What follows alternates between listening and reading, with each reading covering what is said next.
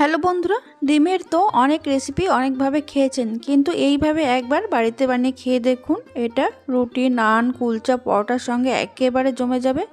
দুর্দান্ত স্বাদের এই রেসিপিটি বানানোর জন্য সবার প্রথমে কড়াইতে 1 চামচ সাদা তেল দেওয়ার পর দেখুন এখানে দুটো মিডিয়াম সাইজের পেঁয়াজ একটু মোটা মোটা করে কেটে নিয়েছি। পেঁয়াজটাকে এবার কিন্তু আমি হালকা একটু কালার আসা পর্যন্ত ভেজে নিচ্ছি। তবে কালারটা কিন্তু পুরোপুরি চেঞ্জ হবে না। দেখুন কালারটা যখন ঠিক এরকম হবে তখন এর মধ্যে দিয়ে দিয়েছি আদা কুচি, রসুন আর দিয়ে দেবো 3টে কাঁচা লঙ্কা। এবার গ্যাসের আঁচ মিডিয়ামে রেখে এটা হালকা করে আরেকটু নাড়াচাড়া করে নিতে হবে।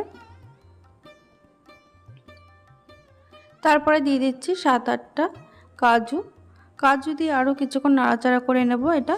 তবে এর কালারটা কিন্তু একদমই লাল রঙের জন্য না আসে, সেটা খেয়াল রাখবেন। দেখুন 1 মিনিট লো টু মিডিয়াম আঁচে নাড়াচাড়া করে নেওয়ার পর এটা এবার তুলে নিচ্ছি।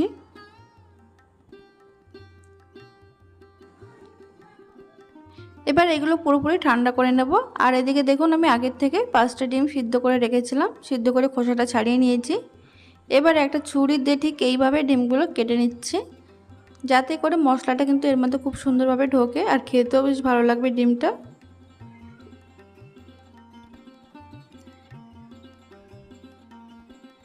এইভাবে প্রত্যেকটা ডিম আমি কেটে নিয়েছি। আর এদিকে দেখুন পেঁয়াজ, আদা, রসুন আর যে কাজুটা হালকা করে ভেজে রেখেছিলাম সেটা কিন্তু পুরোপুরি ঠান্ডা হয়ে গেছে। এবার একটা মিক্সিং জারের মধ্যে দিয়ে দিয়েছি।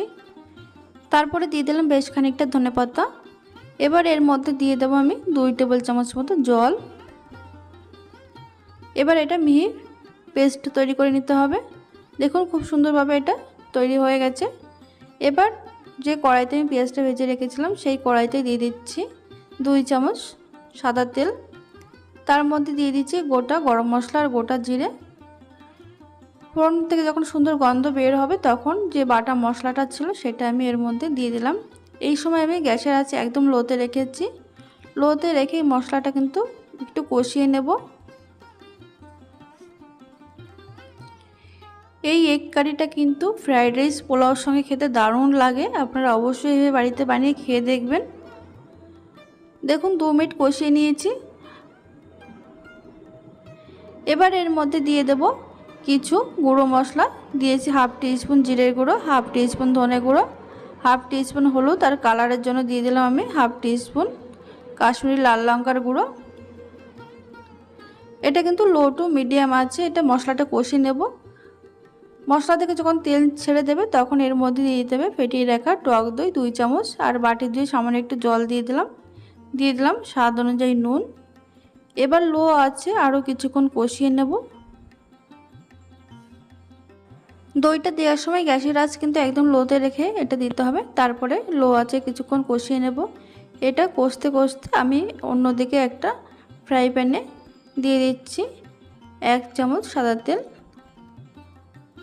এবার তেলের মধ্যে দিয়ে দেব সামান্য নুন, দিয়ে দেব সামান্য হলুদ। নুন আর হলুদ তেলের সঙ্গে কিন্তু খুব ভালো করে মিশিয়ে নিতে হবে।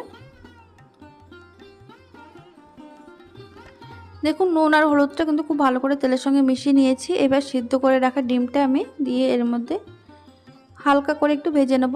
ডিমটা কিন্তু এখানে খুব বেশি কড়া করে ভাজা হবে না, মিডিয়াম আছে 2 থেকে 3 মিনিট ভেজে নিয়েছি।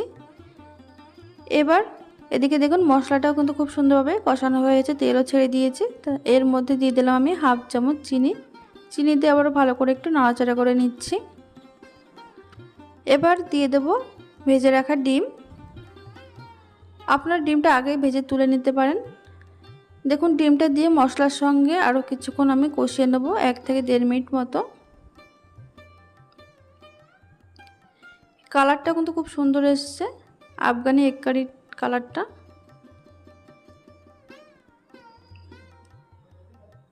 মশলার সঙ্গে ডিমটা খুব ভালোভাবে কষানোর পর তারপর আমি মিক্সিং জার ধুয়ে জল দিয়ে দিলাম।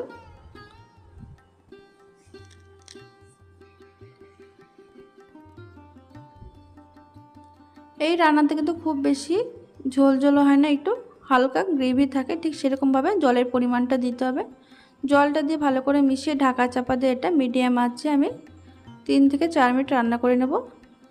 দেখুন 4 মিনিট পর ঢাকনাটা খুলে নিয়েছি। আবার একটু হালকা নাড়াচাড়া করে দেওয়ার পর এবার এর মধ্যে দিয়ে দেব আমি 1 চামচ মতো কসুরি মেথি। কসুরি মেথিটা আমি হালকা একটু ড্রাই রোস্ট করে নিয়েছিলাম, সেটা দিয়ে দিলাম।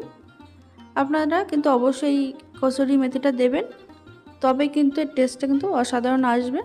কসুরি মেথি দিয়ে ভালো করে মিশিয়ে 30 সেকেন্ড একটু নাড়াচাড়া করে নিলে কিন্তু একদম রেডি হয়ে যাবে আফগানি এগ কারি।